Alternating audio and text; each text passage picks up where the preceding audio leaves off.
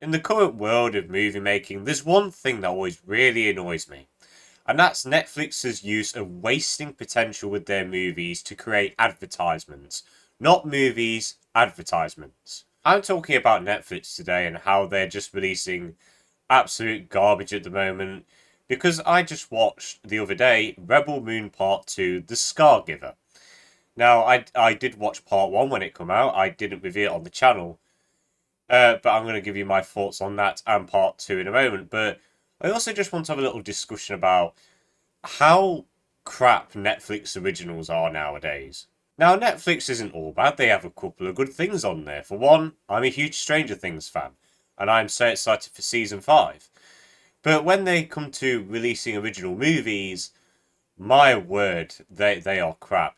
It's either generic ass spy movies starring big name actors like Gal Gadot, Ryan Reynolds, Dwayne Johnson, Ryan Gosling, Chris Evans, Ana de Armas, or they have a movie that has a pretty cool concept and they just waste it and it's just a terrible movie. Movies like Bright and Damsel have interesting concepts which, if used right, can be used to make a really cool movie. But they are just lazily written, lazily produced, because that's what Netflix wants. Because their originals are essentially advertisements. Advertisements to get people to pay to be on their streaming service. They advertise the crap out of these movies where they mainly focus on the big stars that they've got and say, look, your favourite actor is in this movie, so it's going to be good, obviously.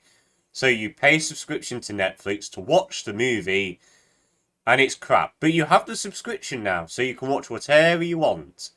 That's Netflix's plan, and it's smart. They're smart about it. I'll give them that. But it's just lazy. It's a lazy way of bringing people to the service. Like, why can't you advertise the crap out of good things and get people to write, create interesting things in the right way? Why can't we do that? And as I said earlier, the reason I'm making this video is because I watched Rebel Moon. Now, these movies are directed by Zack Snyder, and by the way, I don't think Netflix really had any, intermission into the project. I think they just said, go and do your thing, So this is basically Zack Snyder's version of Star Wars, and it's like Seven Samurai in space. Now, that's a cool idea. I like that idea very much. But I hate these movies. These movies are utter garbage. They genuinely feel like those Netflix originals that are supposed to be advertisements because they just are like the most boring, generic ass sci fi movies I think I've ever seen in a while. Now, for me, part one is worse than part two. Part two is bad, but a little bit better. But both of these films are so boring in so many parts. Part one is worse because it is really boring from minute one. The first biggest problem, Zack Snyder cannot write characters. I'm not a Zack Snyder hater. I think he's made a couple of good movies. I like his cut of Justice League. I like 300. He's made some decent movies. But my word, did he drop the ball here? The characters in this are so boring. And the problem is, again, just like many with these Netflix advertisement movies, they have good potential, interesting ideas in there. The whole world that Snyder's set up is interesting. But he doesn't do anything with it. We hardly get any sense of world building. Whenever they hint at it, it's just there for like a minute. And we never expand on it. We never get more explanations. And even when we do, it's kind of just glossed over and never talked about again. They do this in the second part a lot.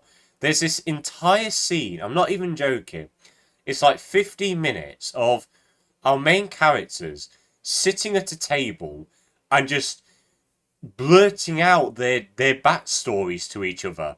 It's the laziest way to do exposition. So lazy, it doesn't feel natural. And they just gloss over it so simply. Like, they don't give me time to connect to these characters. Like, the first part is basically just Skyrim fetch quests. I'm not even joking. We get our main character, I think her name's Cora. I'm sorry if I get these names wrong because these characters are so forgettable. And she was part of the Empire. I'm just going to call it the Empire because I completely forgot the name of it in these movies, but she left and there's a reason why, and it's glossed over so quickly and we don't care. And she and her husband or boyfriend just go to different planets for 5 minutes, pick a guy up, and go to the next person. Oh, what's that? You were a fighter? Come in with us, fight for our village. Oh, we'll go to the next planet. What's that? You were a fighter? Come with us. And that's it. We never really know that much about them. They have backstories, but again, we don't flesh them out properly. They're so one note. Like, there's no layers or anything. It's just, oh, this thing happened. This is why you should feel bad for me. That's it. That is literally it. Now, I will give the movies this. Visually, they're pretty good. Like, CGI all looks really good. Some of the nice pieces of cinematography in there. It's a well-directed movie. Well, well-directed movies. But the one thing that I cannot stand about Snyder is his use of slow-mo. Oh my god. Especially in part 2. I just watched a Moist Critical's video last night, and he said he counted around 20 minutes of slow-mo. You do not need 20 minutes of slow motion in just under a 2-hour movie. Like, Snyder's even said that the only reason he uses it is because it looks cool. And it does look cool, I will say that, but when you overuse it, it just becomes annoying. And that's the problem with Snyder's use of it.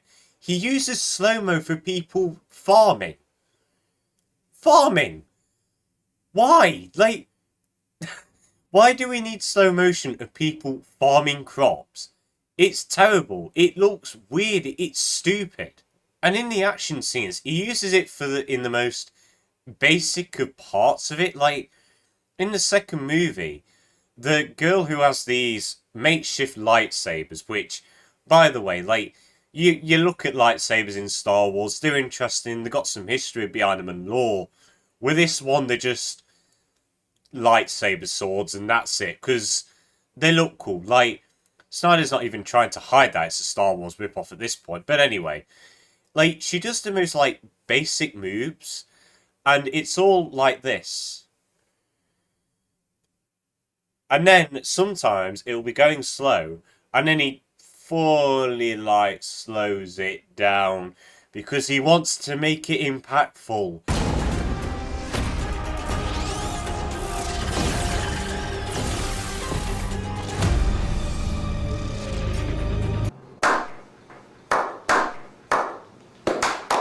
It just looks like you're trying too hard to make it look cool. And because you don't care about the characters and the threat that they're facing. By the way, I forgot to mention the villain. The villain here is so bad. He's awful. The actor playing him, I've seen him before. He's the villain in Deadpool. He was good in that movie. He is so over the top in this that he comes off like a cartoon character. Like, you cannot take this guy seriously. Like, every time he kills someone, he makes like this. Like, what's this all about? And then, like, when he's annoying, he's like. It's like when a kid snatches a toy off the other kid, and the kid begins to, like, start crying. He's like. Open your eyes. Open your eyes! Look at me! Like, what's all this? It's so bad. I can't take this guy seriously when he's making faces like that, like some guy's nicked his toy. I like when they try and make him menacing, like in the first movie where he beats a guy's head in. Like, again, it comes off so corny because the guy just looks like he's not taking itself too seriously. So, if the guy's cartoonish and he doesn't really look like he's taking things that seriously, why should I care? And he's defeated so easily as well in the last battle. Like, well, I say kind of easily, but it's like a very short fight and that's it. He's dead. Like, there's no impact to anything. It should be an emotional final fight between him and the main character because they have history together. But again, it's set up so poorly. And this is another big problem with the action scenes. We just don't care. So, the villains are goofy. We couldn't care less about the characters. So everything just falls completely flat. And they're setting up for more sequels and more stuff. Like, Snyder wants 6 of these. Why? I don't know. And also, we're getting R-rated cuts of these. Like, this is stupid. Why don't we just release the R-rated cuts first?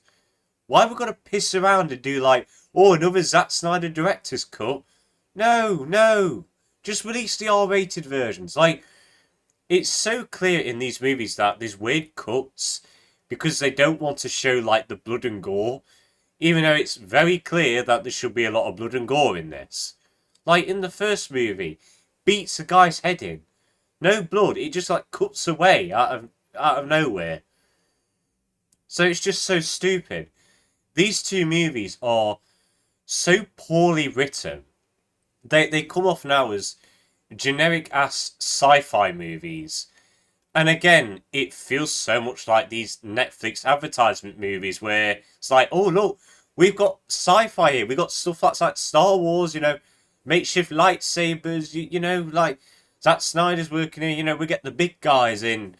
You know, come to our streaming service. You can watch this and watch stuff like this when you watch this garbage.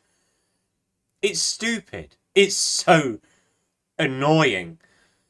Like, so whatever you do, do not watch the Rebel Moon movies because they are not worth your time whatsoever. Maybe the R-rated cuts would be a lot better, but I very much doubt it, to be honest. So yeah, that's my rant on the Rebel Moon movies and these terrible Netflix originals. Like, these movies are just so forgettable. Like, as soon as the credits start rolling and you turn it off, you just forget about them. They're like those bargain bin action movies where you do something else and you put the movie on in the background just for a little tiny bit of entertainment while you're working. They're not meant to be watched on the settee with your full attention. They're just background noise. That's all it is. And it's just cheap and lazy just so you can get more people onto your service. So yeah, Rebel Moon sucks ass. Most of the Netflix originals suck ass as well. And I'll be honest, I don't think I'm watching any more now. Especially after this, and probably Damsel. Damsel wasn't awful, but these were both disappointments, man. So yeah, that's my rant on Netflix originals. I'm getting sick and tired of this. Don't watch Rebel Moon Part 1 and 2. Don't really watch Damsel. Don't watch any of these Netflix originals. Because they're all pretty bad. So yeah, guys, I hope you all enjoyed this video. Have a good day. And see you later.